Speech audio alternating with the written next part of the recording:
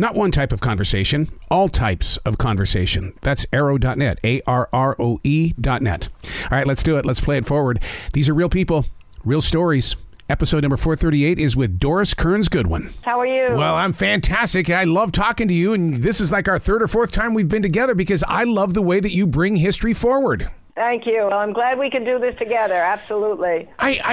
You're so important to history right now, and the reason why is because of the woke movement and this cancel culture thing. And you give us these stories so that we can replant them inside our hearts.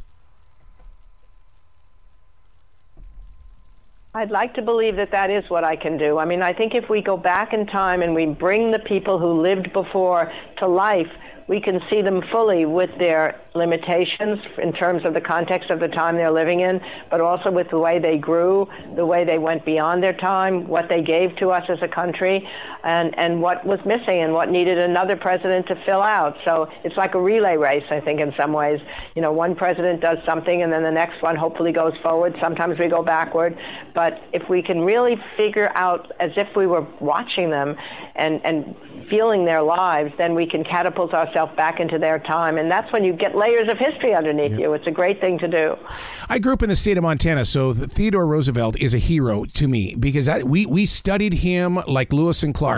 And the reason why is because I'll never forget my teacher saying that Theodore Roosevelt talked to the future. He was talking to the future when he did everything that he was doing. I mean, you're so right. You know, when he was at the Grand Canyon, he would say, as people were trying to decide whether to develop it, you know, and get mining out of it, he said, leave it as it is. You know, it is a work of wonder. It needs to be kept for your children and your grandchildren. The same thing when he'd see the sequoia trees. He was just moved by the sight of these old sequoia trees. Don't cut them down for porches. You know, there was a sense in which he saw the generations ahead and saved 230 million acres of land as a result of that. Executive orders and bills that he could get passed, and really becomes the father of the conservation movement, which is so important. And I can imagine living in that beautiful world that you grew up in that state, you would feel it even more than some people who don't appreciate it as fully. Well, when you start doing the history and you're watching shows such as this on the History Channel, you really do start to embrace the beauty that has been preserved because of people like Teddy Roosevelt. That's exactly right. And the great thing about this kind of show that the History Channel is able to produce, which is not only the experts talking about Teddy Roosevelt, but having live action sequences. So you see a Teddy Roosevelt, you see him going to the conservation land. So you see the cinematography that allows you to see the beauty of the country that is being preserved. That's the glory of having a movie-like sequence combined with the historical documentary form. It's a kind of a new form that's been developing in these last years, and I really think it's a wonderful combination. What you do with this documentary, Doris, is that you create the oh wow moment because everybody thinks they know American history until they watch this documentary and they start to realize, I don't know everything. Oh, for sure. I mean, that's true for me every time I study a new person and I start out with Abraham Lincoln or Teddy Roosevelt or Franklin or LBJ. I feel like, oh my God, I didn't know these things about them. And that's the thing. If you start with their early years, which the documentary does, you watch them from the time in Teddy Roosevelt's case when he's a privileged kid, but yet he has asthma and he has to go out of doors to get relief, and he develops that love of the outdoors. You watch him going to the state legislature where he's going to make mistakes because he's got a swelled head and he thinks he's all too important, and he starts yelling and screaming at his opponents.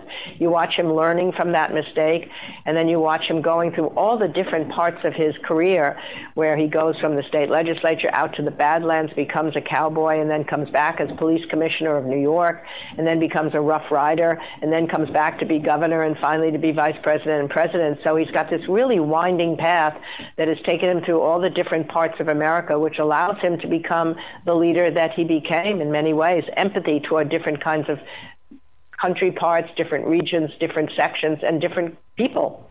My God, you just said the Badlands, and you know, a lot of people around the world don't understand the Badlands of the Dakotas and Montana. It's not, you know, they're so known for their mountains, but it's the Badlands where everything goes into the earth, where so much has been accomplished, and Theodore Roosevelt was such a major part of that plan of preserving so many territories out there. He often said that if he had to only choose one period of his life to live over again, it would be that period of 2 years when he was in the Badlands. In part, it was because he got enormous solace from nature after the death of his wife. His 23-year-old wife had died in childbirth on the same day and in the same house as his 46-year-old mother, who had come to take care of the daughter-in-law. And he was so depressed by that, he thought that his life had come to an end. He went out and found that sense of spiritual reward, I think, that nature provides. Plus, he was on his horse 15 hours a day, so he didn't have time to think, he said, which allowed him to sleep at night. And it became, he said he would never have been president had it not been for that experience, because suddenly he became a Westerner in the minds of many people, not just this dude from the East. So he was able to knit the East and the West together and become an American president. If you've not been to the Badlands, Doris, you got to go do it. And what you have to do is you have to go out there and sit out there at midnight and watch those stars high above you just speak to you, because he's right about that. There is something about that part of the world that has a type of energy that makes you a leader and not a follower. Yeah, and in fact, he wrote 40 books altogether, which is amazing when you think about that, in addition to everything else he did. But the best ones really are about his experiences out there. They have a lyrical, poetic quality, I think, because it spoke to his soul, just as you suggest. Mm-hmm. So now, what was it about him at 42? I mean, our current president is the oldest one ever, but at 42, Teddy Roosevelt becomes the president of the United States. Yeah, and I think partly that's what made him such an interesting figure to so many people, because the presidents before had been much older and much more staid than Teddy Roosevelt was. So he gets into the White House, and he's got young kids, and they bring their animals into the White House. They have a goat that comes into the White House. They have lizards. They're walking around on stilts. They have roller skating along the halls. And people feel a sense of, oh, my God, there's life and energy. There's youth in the White House. So it was a new generation coming into power at the turn of the 20th century. Interestingly, much like John Kennedy a century later, coming in 1960, bringing that new generation, and again being the other youngest one beside Teddy Roosevelt. And he had that curiosity and a sense of excitement about life and fun, and people felt that he was a fun celebrity president, unlike any they had really seen in a long period of time. I know we've talked a lot about American. You're right. You're so true about that. We've talked a lot about American history and stuff like that, but there's going to be listeners and people that study history. Do you put focus on the Panama Canal, because he was a huge part of that as well? Certainly, that's a part of it. I mean, he understood the importance of having that Panama Canal for America's ability to become a global power, and he was able to figure out a way to get involved in this Panamanian revolution so that Panama, he exported them, made them a nation, and then in return got the chance to build on their property.